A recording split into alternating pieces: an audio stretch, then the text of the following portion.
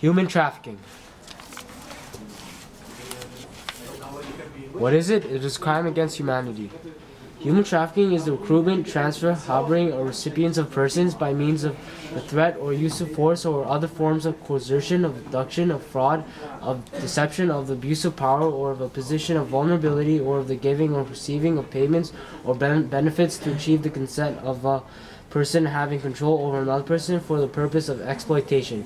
This is from Article 3, Paragraph A of the Protocol to prevent, suppress, and punish trafficking in persons.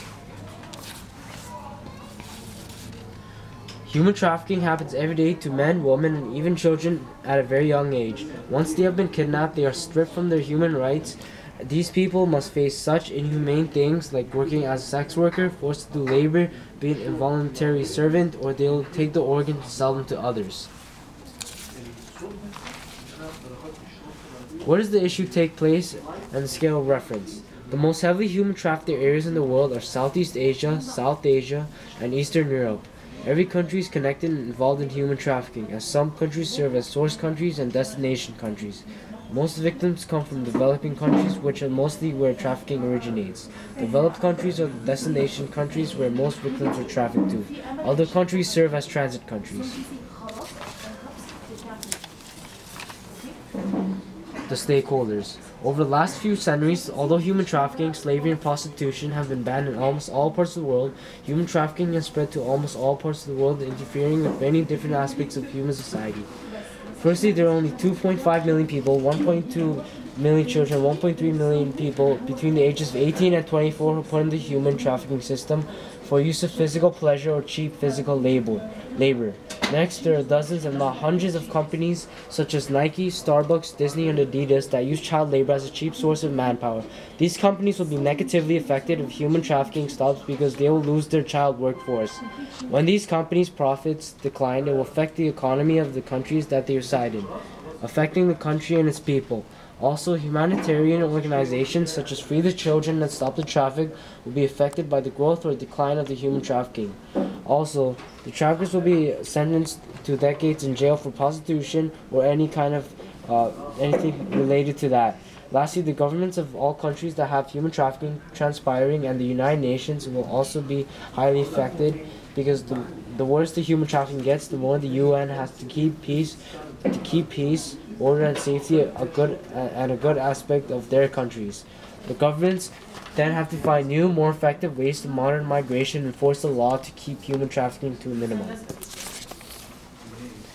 When it began, although slavery and the slave trade for physical pleasure or physical labor have been part of the world for over 9,000 years, it didn't even get close to how expansive and organized it is now for many millennia. Firstly, first account of organized slave trade occurred 600 years ago when European sailors came to Africa, took hundreds of people, and started to sell them throughout Europe. Slave trade grew as the demand grew. Eventually, in 1562, Britain joined the slave trade business, using captured African slaves as cheap workforce in colonies and servants for the rich. This grew even more when the British occupied countries like China, India, where they abused the people and used them as a slave. Other countries like Sweden, Denmark, and Italy saw these slaves were very cheap, very hard-working people, and slowly joined the slave trade business as well. Next, in the late 1700s, countries were poor and got desperate, so they suggested to use children to build and conduct services to the people because children were very cheap to hire, and they could easily get them to work in horrible working conditions for up to 12 to 18 hours a day. Also, this continued for another 100 more years until 1883 when Britain finally decided to stop using slaves, and they decided to try and convince the other countries to stop the system of slave trading that they built. Lastly, in the 1900s, countries started to enforce laws that banned prostitution, child labor, sexual exploitation, and many other laws that put any human trafficker in jail for a very long time. And this is a Wordle with a lot of key words. And here's the conclusion. Some ways you can raise awareness is by joining events or activities to stop human trafficking, and some good changes in laws and enforcement would be a good first step. And some very good news is that a bill called Bill C-268 passed down in Canada to enforce the law on human trafficking, which includes higher sentences on criminals. And this is a big deal all for you. Thank you for listening.